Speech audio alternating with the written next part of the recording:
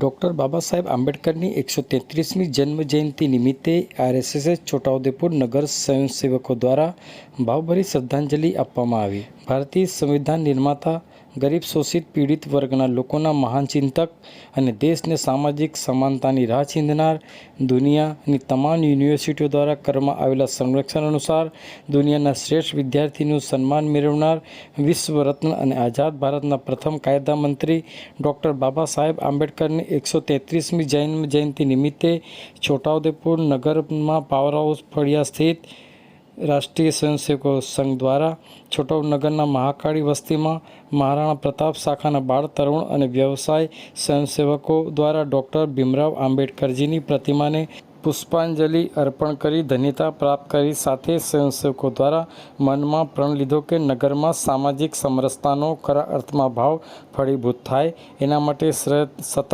પ્રયત્નશીલ રહીશું। आओ सांभळीए आ अंगे आरएसएस छोटाउदेपुर नगरना स्वयंसेवक मयूरभाई चौहान शुं कही रह्या छे, सांभळो तेओना मुखे।